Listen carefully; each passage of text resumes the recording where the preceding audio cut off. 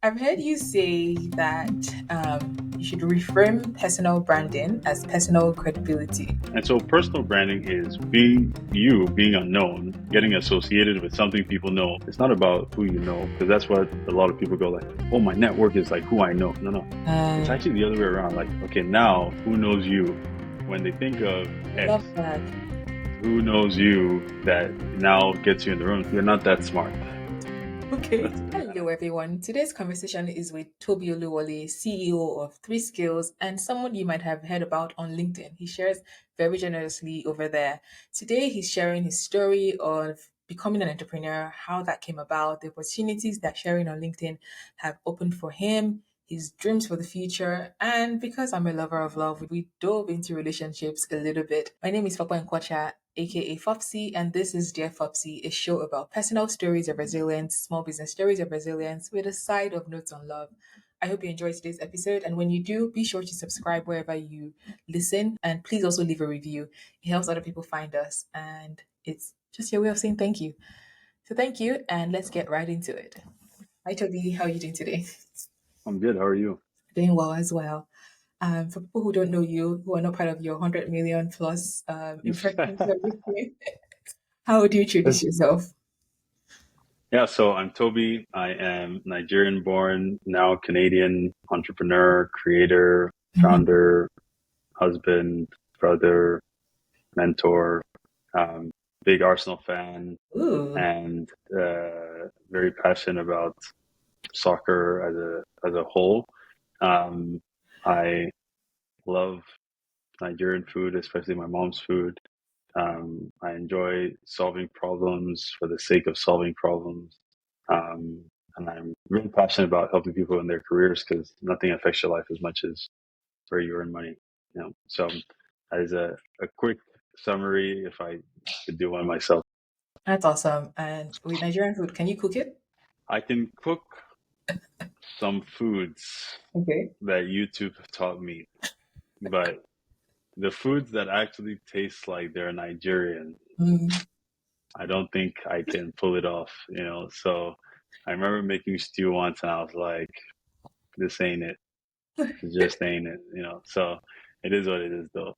Interesting. Well, at least you can try. YouTube is the rest to the rescue. CCME is a good one to follow in case you are interested in ever taking it seriously. Okay. But besides food, you talked about solving problems, and I know that. I mean, we've known each other for a little while, over 10 years, and I've seen a couple of like your entrepreneurial ventures, which is interesting because you've always built it publicly, and I'll ask more about that later. But how did you decide to pursue entrepreneurship? Because I know that it's something you have done somewhat intentionally in some of your stories that you've shared. You talk about how many times it took you to get into Shopify because that's something you wanted to do to be around fellow entrepreneurs. So, what about entrepreneurship struck you as something that you really wanted to do? And like, when did the bug of entrepreneurship bite you essentially? I'm, without sounding too cliche, I don't know that I chose entrepreneurship as much as it chose me because Okay. my grandparents on both sides, my parents, quite a few of my uncles, right? Like this was the norm, right? Like my dad retired from his job at 44 to go build his own business. My mom was building businesses all through my childhood, salons, restaurants. Um, and what was cool was growing up, no matter how good or bad a business was or whether it failed or succeeded, my parents would start another one. Mm. And I would see it every year, like some new venture would come up and my mom and dad would, okay, let's start a new thing. So growing up as, we reach for the highest branch we can see, Yeah. right? So growing up, that was what I saw. So to me, failure was part of life. Hmm. It was not a thing to, withdraw from or avoid. It was just you fail as part of, you fail like you breathe, you fail Wow. like you eat, you know? And that was like game changing for me because that meant I could do anything. Hmm. So I remember the first time I ever tried to start a business, I was in, you know, SS2, I guess the equivalent of grade 11. But Mhm. there was these lollipops. You could buy a box of lollipops, the blow pop. You buy a box, 100 lollipops Mhm. for, let's just say $10. But there Mhm. was but then you could sell each one for $1. So Ah, you buy 100 for 10, you sell each one. So I took the whole box to school in a bag, but it was contraband. It was not, you're not allowed to do this, right? right. So I took it to school. I started selling it, but I was like sports prefect. So, it was out of character. So within the first 30 minutes, I get caught. I've made some money, but I get caught. They seize my inventory. It was the only time I got in trouble in school. Not Okay. inventory. No, they did. They seized my. I learned, the first lesson of business, make sure it's legal. Like that was like but that was day one. Yeah. That was I failed on day one. Mm-hmm. I was like, oh, okay. I got home. My mom, was not happy. My dad was not happy. Like, why are you selling contraband at school, right? And you know what happened the next year? I got to CIC. I realized that after 10, everybody's hungry. I bought a box of noodles Mm. and I started selling them for $1. I did the same thing. And I was like, oh, just because we failed once doesn't mean You we are stop doing. failures. It just means oh, now you have something under your belt. It's another story to add to the Rolodex of stories, right? Yeah. So it was lollipops, then it was noodles. Then once I got onto the varsity team in university, a bunch of people started coming like, you're the only international student. You're 17 years old. How did you get on the varsity team? I built a boot camp, $250 a person. In And I trained them at on 17. how Wow. to, yeah, I trained them on how to become varsity players in like, you know, a month, right? And so it was the same thing over and over again. I would find something, figure it out, try it, teach it, failed, okay, try it again, succeeded, great, try it again. Like it was just part of life. It became my identity. It's so interesting because I know, like, as a fellow Nigerian, when you grow up somewhat privileged, you don't have to hustle because, like, you have Hmm. your needs taken care of. So I have to agree with you that it must have been in your blood because you did not need to be selling lollipops to survive or to for pocket money or anything. You just felt Yeah. the need to experiment, and then like that became also a boot camp at 17. It's just kind of mind blowing for me that it wasn't out of a need. It just came from somewhere inside of you to sell. And yeah, that's Yeah. And I mean, I think personality also played like a big part in that. Like my dad and mom are very extroverted, right? mm, Both very, very like good with people, love to use humor. So it just naturally translated into sales. mhm. Um, but again, like, I think I wanted to buy credit for my MTN line, and I was like, oh, instead of asking for money, I know how to close this gap. Wherever there's a gap, there's Mm, profit to be made. And that's that's what my dad explained to me. He's like, if there's a problem, there's problems equals profit. If mm. there's a problem, there's profit to be made. People don't know how to pay their school fees abroad. Close that gap, there's profit to be made, right? There's just so many different ways. And the cool thing about business is every business works. Every business works. What do you mean? You know, whatever you can think of in terms of a business works because there's too many people, right? Like, so every business works for one because of the economics of people, right? So if you want to sell, there's a guy that makes 250K a month selling lessons on how to do handstands. Okay. Right. You haven't even thought of that, right? Like, so people are online that want to learn how to do handstands and are willing to pay $250 to learn Wow. that. Right. So I go like every business works, but not every business will work for you. So your job Mm, is to go on the adventure of based on my skill set, based on right. my personality, based on what excites me, based on what I'm passionate about, what kind of businesses will work for me. And if you will go on that journey, eventually you will strike gold. Yeah, I think I hear you there. And I've heard you also say that you want to play to your strengths, essentially. There's no point building a career on something that you're not good at. So it's what you're saying is finding the bridge between something you're good at and what people want, and that's what you mean every business works. Okay, got it. Yeah. I kind of mentioned building in public earlier, but I feel like the ultimate version of it is LinkedIn. At the moment, I feel like, and hear me out, I feel like LinkedIn feels like performing in the front of a Boeing circus. I don't know why. It just feels like that. And yeah. So to commit to that kind of platform every day for over 3 years, maybe you just like you have like serious thick skin, or maybe I just don't understand LinkedIn. But talk to me about choosing LinkedIn as your platform of choice and like why you started sharing there at all. Again, like, I think I got very fortunate to create content on LinkedIn and it went viral. Here's the thing, I'm so good at like listening and taking advantage of early signs. Mm, Early signs, like if I catch that there's potential there, we're gonna explore it to the max, right? So with LinkedIn, I didn't really choose LinkedIn. What happened was we were building three skills and mm, we started running out of customers because we had used my Instagram and trained 20 people, another 10, and then nobody else was signing up. We didn't make money for like 3, 4 months. So one day, I finally joined Shopify in May 2020. And during the onboarding, they taught us a storytelling framework called Freight Tags Pyramid, right? okay. And to me, all these things are just hypothetical, right? Like, why should something from 1886 still be relevant? It was what I'm thinking. So I'm Right. like, I'm going to make a post on LinkedIn. I have a LinkedIn account. Twitter is the actual ghetto, right? Like Twitter is the booing audience.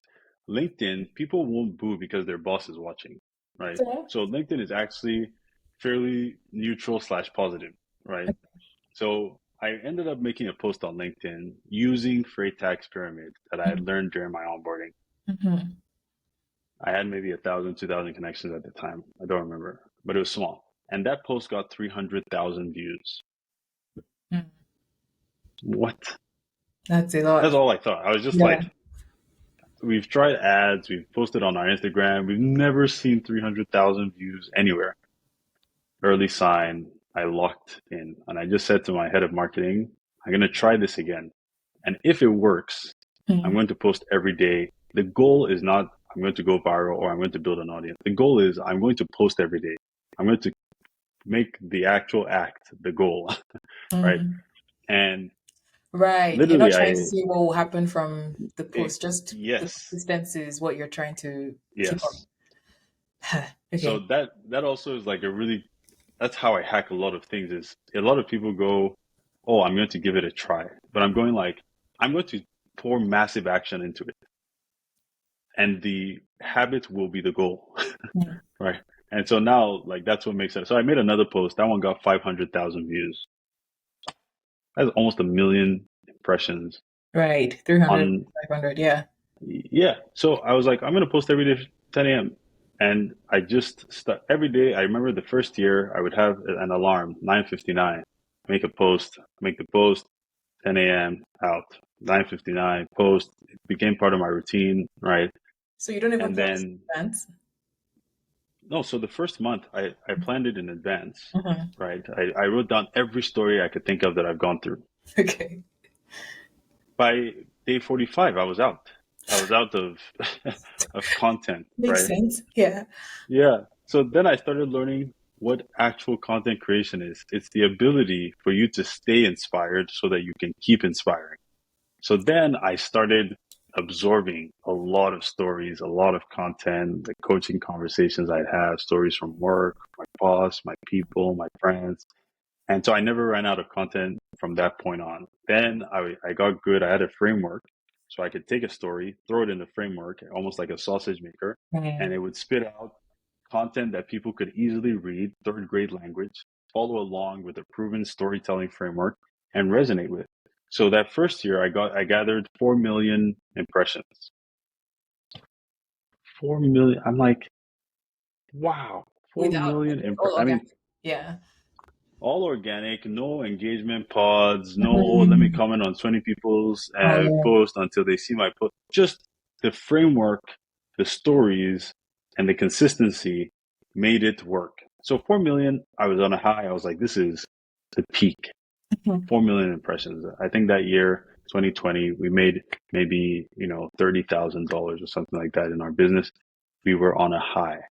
So I'm like, I wonder what happens if I don't change anything and I have a full year. Because that time I started May, June. I was like, let's go the whole year. The second year, I got 11 million impressions. That year, I think we hit six figures, 160K total, something like that.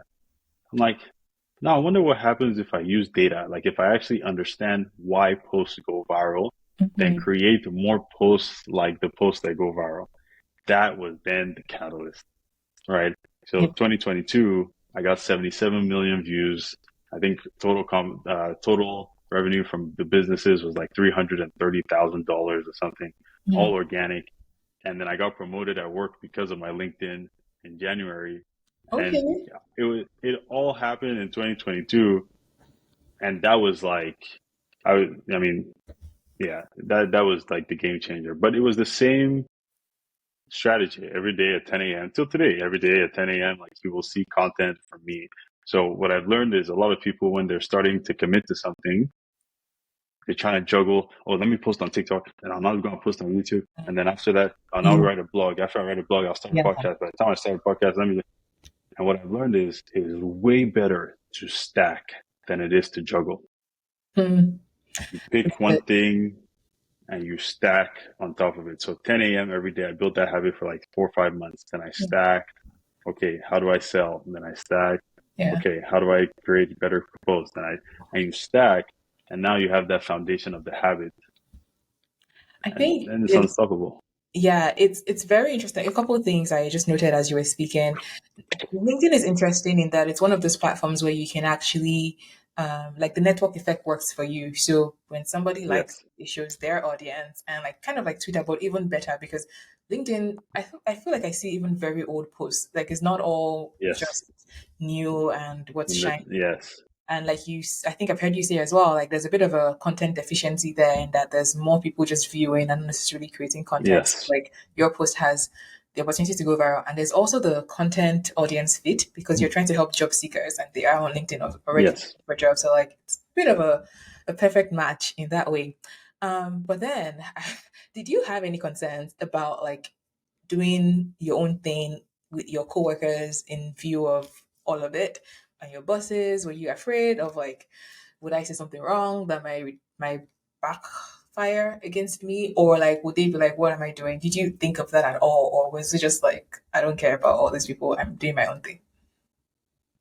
So I tried to post on LinkedIn years before, and my boss hated it. Okay. He was like, "Your LinkedIn is for work, blah blah blah." Okay, fine. Now, another reason why I wanted to work at Shopify was I saw people doing whatever they wanted. Hmm. They were posting nonsense on Twitter, traveling here, starting a business there. That's a company that's like, do you as long as our work gets done. Got it. So it was part of the strategy. I had to get into Shopify for this to work, right? Which is why as soon as I got into Shopify, it started to work because I could post whatever I wanted. Literally, I didn't get in trouble with my content until I was leaving Shopify in 2023 this year, and they were planning layoffs, and I was on LinkedIn saying there's no reward for loyalty. That's when they were like, okay, just relax, you know. But But like they were planning layoffs. So, anyways, yes. I'm like, it's not my fault that you're planning layoffs, but I'm like, I believe what I believe, you know. So it wasn't until I was about to leave Shopify that, and I was also like, if I made a post, it would go so far. Like I had 150,000. Like I could, I understood. I had Shopify in my header, so I could Yes, tell it was some, PR. Like, okay, let's try to, that's which is true. fine, Yeah, yeah. and I understood that. But for the first 2.5 years of being at Shopify, that thing accelerated my. I would get called into meetings with the COO. I did town halls with the COO like by month three. Like there was so much happening that people were like, oh, we saw your LinkedIn. Can you come train with the president at this event? Wow. Sure. You know, like so. I think it not. I think it accelerated my career. I had visibility through the roof. That's incredible. And I know you also said you got promoted because of it. So that's incredible that you were able to find an organization that supported it. And when it was becoming a problem was when you were dipping anyway. So that was, Yeah. I've heard you say that you should reframe personal branding as personal credibility and it's stuck. because first of all, it makes it sound less woo woo when you say it like that. Mm. But I wanted you to just expand on that some more. What do you mean when you say reframe personal branding as personal credibility? Um, I think the thing people get always confused with is personal branding is, you know, your banner, the colors, how you look, aesthetic. Mhm. What I've learned is it's really just credibility. If this is what we are trusting you to do, how confident are we that you're going to be able to do it, Right, right? And that then becomes your personal brand. If this is what I know you for, how confident am I that you're going to be able to perform on that? Because right. all that branding is associating something that is unknown with something you already know, right? Mhm. That's really all branding is. So when I say Apple, the first thing is not the Apple that you think of. That you think of Apple, the company that is associated the first letter of the alphabet that you learn with the phone that you now have and the brand that it is now built, right? That Well, is branding 101. And so personal branding is being you, being unknown, getting associated with something people know, like great design, honesty, integrity, compensation, that's incredible. like things that people already have Ideas of concepts for, and then you get associated to that, right? And so it's really just now, how consistently do you talk about that? How consistently do you perform when you are asked to talk about it or work on it? And the more consistent you are, the more credible you are. And so your personal branding is just your personal credibility. If I'm going to follow Toby today on LinkedIn, what kind of content am I going to get? right, right. Becoming And associated with so, something already. Okay. And then like the part about credibility, is it in the doing of it consistently enough to be trusted, essentially? yeah, I mean, consistency builds credibility, right? If you look at like some of the really big movements that have started, brands, podcasts, companies, right? Apple puts out a really good phone. That's not enough. Mm.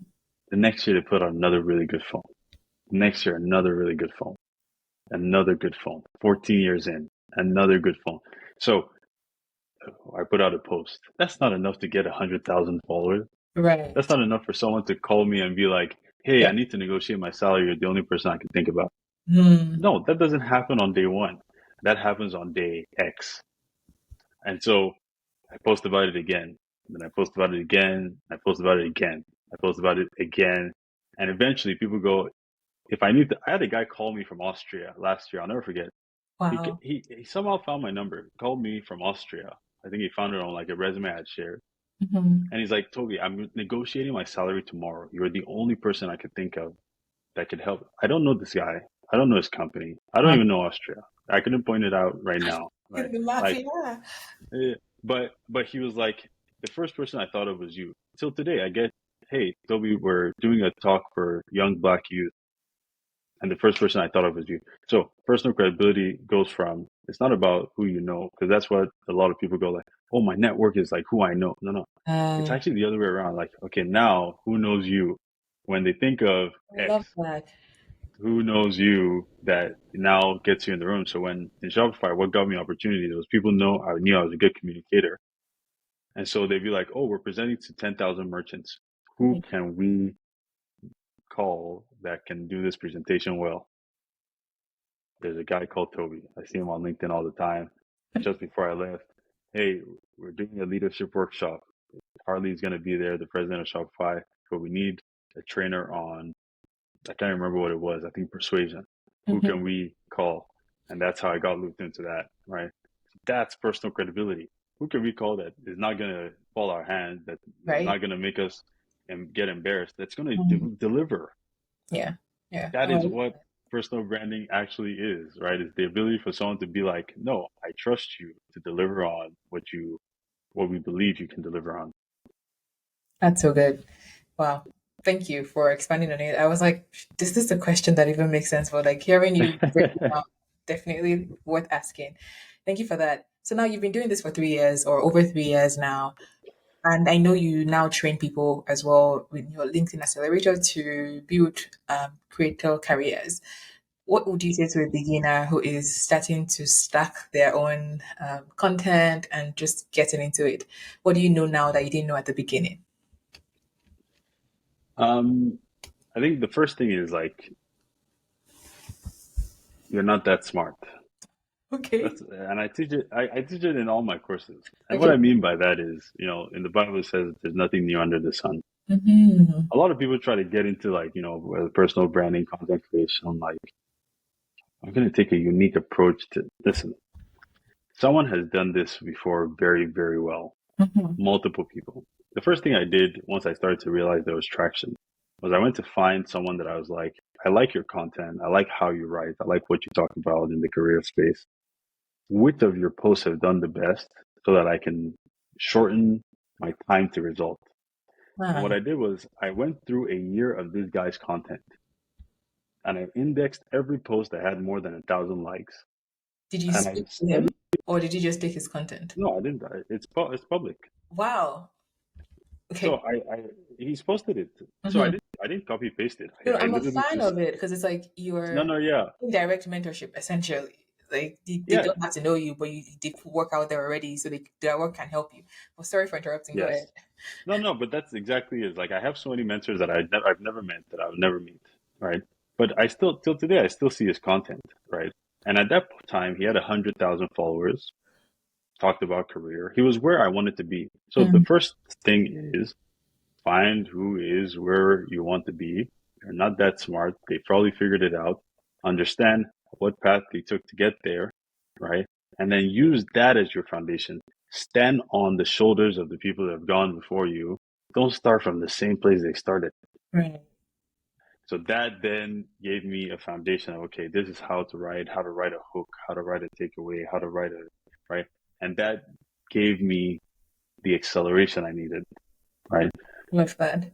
Yeah. So So that's the first step I would say for anyone that's like starting brand new is like find someone that's done it, model after them. love it. You know that's smart. Okay, got it. Okay. Uh, and it makes sense. People like there is really nothing new under the sun. There's someone who's done it before, at least done something similar enough for you to learn about it. So really Yes. love that bit. Something else I found interesting as I was like just researching for this episode is I feel like you've been a wise soul for a while in the sense that I heard you say that you wrote your personal legacy statement or something like what you want to be remembered for when you die at like 21 or something. Was it 20 or Hmm. 21? And I'm like, what was I doing at 20 or 21? Did I need to do that? And so like have you always just been clear-headed and like this is what I want, or was there something in your upbringing in your life that an experience that steered you towards just like getting your life in order? Um,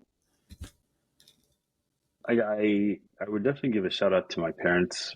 You know, Mm, what I've learned is great communicators, great writers are just great thinkers, right? mm, And so from young, one thing my mom used to make me do, I had this little like, kids Bible. Every night she's like, just read a verse in the Bible. Just every night read a verse. So I'm like 8, and every night I'm going through reflection, mm, reading the Bible, thinking about my day. I have memories from when I was like 8.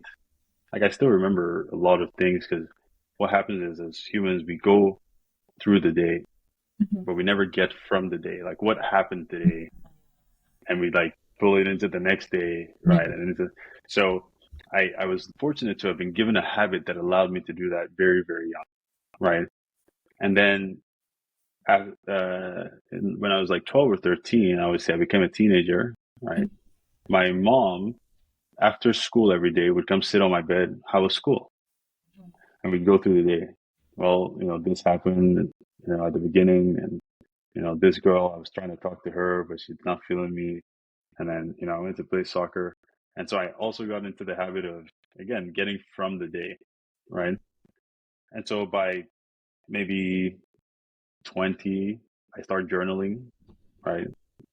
Just writing, okay, here's what happened. I had a little notepad. Well, this person really upset me, right? And I started to really go through my emotions, right? But my mom said, like, even when I was like 3, like, people could talk to me. Like, I could have conversations. Like, people would come over and I could have conversations. So I think part of it is a gift that I was given, right? And then the other part is the honing of that gift over time, right? And so now, if you think about, okay, why am I good at writing? It's not 3 years. That's just on LinkedIn.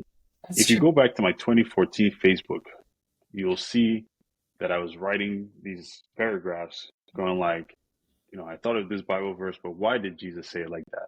Mhm. Why didn't he say it like this? Who was he talking to? Right? Like that was happening in 2014 or in 2023, right? So it's years. That's why they say, it takes 10 years to become an overnight success. It's Yes. so many years of thinking, like having time to process my my thoughts, process my emotions, right? Till today, I still have a journal every morning, first 30 minutes, right? What happened yesterday, right? And so it makes it easier to deliver, to communicate, to get through it, right? And I think that's really like I always look at like Spider-Man. He got bit. That was not his fault, Like your gift is not your fault. You just get given something, Right. right? Like some raw material. But then he went and started practicing, like shooting stuff and like hanging from buildings, doing the flips and mastering the craft, Hmm. mastering the gift. That's where the real fruit is, right? And I think that's why I've been fortunate enough to now get to where I am and to be seen as a wise or old soul. But I've just been thinking for so long. Okay, will do that to you. Love that. Thank you for sharing. Yeah. And journaling is definitely a useful practice to just check in with yourself. I don't do enough of it, Hmm. but I could make a habit of it again. I used to, and life happened, but it's a good Yeah. reminder to just like the part about you go through the day and you don't draw from it just kind of stuck with me. So thank you for sharing that. Hmm. Another thing I was thinking, because I also talk about relationships, is that for like, I feel like you got married young ish for a guy. And like, how did you Hmm. feel like you were ready? Maybe it goes into the previous answer as well for that kind of commitment. And do you feel like it has contributed in any way to being grounded? Or, yeah, let's leave it there. I mean, it definitely has contributed. Like, I don't know where I would be without my wife Mm-hmm. because my wife holds me to incredible standards, not in like a um, condescending way or like a judgmental way, but Mm-hmm. like, hey, you said you would do this.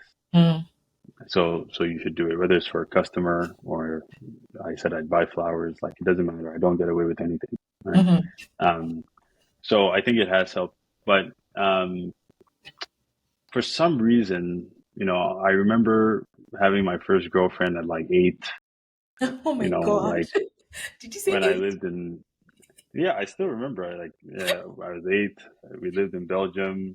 She was the pastor's daughter. Her name was Antonia Jones.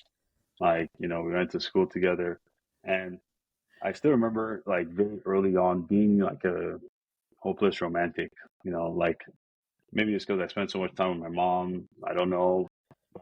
At 14, I remember telling my mom, like, I want to get married, like, I had a girlfriend at the time. I was like, Mom, I really want to get married. Like, I want to get married. I want to be a professional soccer player. I want to buy you a Rolls Royce. I still remember that conversation, and those were the exact words, So I feel like it was just something for a long time where I was like, I want to have a life partner that I can build with.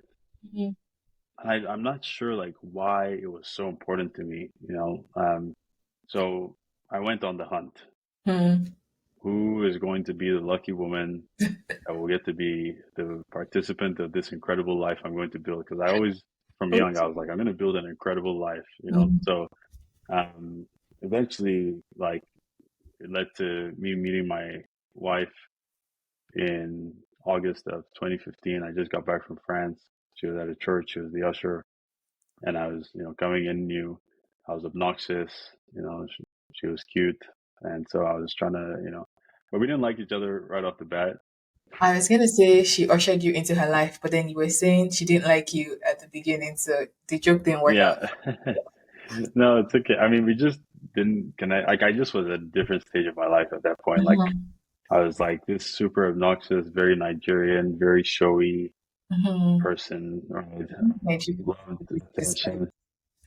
No, it's in the blood. It's in the blood. So, it is. we just, but a lot of people around us kept going like, "Hey, have you guys met? Like, you guys would be really like a good Mm. fit." I'm like, people should free this agenda. Right. Let it go. And eventually, we're like, "Hey, like maybe we should date," and we tried, and it didn't quite work. So we took a break, and then we tried again, and it didn't quite work. So we took a break. And then eventually she was like, "Listen, you're not serious. I'm going to go find someone that's serious." I was like, "Okay, okay, wait. I'm serious. I'm serious." So she was like, "Okay, prove it." Okay, how do you want me to prove it? Every day for 6 weeks, we did Bible study in the morning over the Oh phone. wow. And she was like, "Listen, if you're serious about me, then you're serious, you know." And that was the foundation of our relationship. And then May 8th, 2016, May 7th, I signed a contract for my first job. So I was like, okay, I can provide. So, May 8th, I went and asked her to be my girlfriend. Oh wow. Um, and just that was the beginning of the Oluwole. So by the time we got married, we had been dating for 3 years. We were also at a church. I was leading the youth. She was leading the worship team. So there was no way we were going to live together and do what the white people do and, just like, buy a house. And it wasn't going Yeah. to happen. Like, Yeah. the church, our parents, we were both the first Mhm. to get married. We had to get married, right? And I'm really happy we got married because I got out of the streets very early with the person that I wanted the most. Yeah. Like I found the love of my life and we made it out.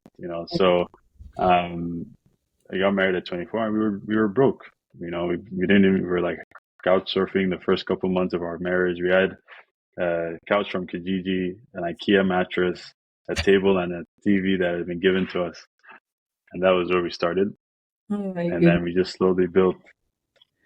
I love it. And I'm so still kind of impressed that like you felt in a good space to get it, like to just go ahead with it. Because I feel like sometimes people can get in their heads about like how grand their lives need to be before you can invite someone else into it. But proud of you guys for doing it. That's amazing. Okay. Um, this is I love love. So love stories just excite me. So it's my thing. When I think about like when you think about where you're at right now with I think you're in a place where this is where you wanted to be, working for yourself, doing your own thing. Um, does it feel like you have a new challenge to do now? Because like if you've done what you wanted to do, how are you thinking about like new dreams and things like that? Yeah, I mean, the day my laptop went off at Shopify, we bought the house, closed on it, and then it was our last day. Um, I was just lost for the first like 30 days because Mhm. my dream was leave corporate by 30. Like on my 30th birthday, I wanted to leave corporate. I was 28 at the time when I left, and I was kind of like, well, that was it. Like Mhm. that was the moment that I'd been waiting for. So in a way, it was anticlimactic because like it's like getting to the party early. You're in the right place, but it's not everyone's here yet, right? Hmm. So then I went into hyperdrive. Like so, my default is action. My Hmm. default is always action. If I feel lost, I feel stuck, I feel I'm gonna do something. So I ended up like building a LinkedIn agency, signing two clients, Hmm. signing a bunch of LinkedIn creators. I just Wow. went like insane for like 30 days. And then eventually I calmed down and I, got back into my journal and I started writing and I went, okay, what am I afraid of? And I took a day, went to Nordique, the spa for 8 hours, turned my phone off, you know, what am I afraid of? What am I excited for? What am I scared about? What do I, what do I want? Why am I angry? And I just kind of went through all these things that I hadn't had time to go through first. And then I started going like, okay, what am I doing in terms of like, revenue and all this stuff? And what do I want to continue doing? What was I doing because I had to, right? Um, and we just kind of went through all that. So I went back to the beginning and then I had clarity. and then I went like, okay, I got here early.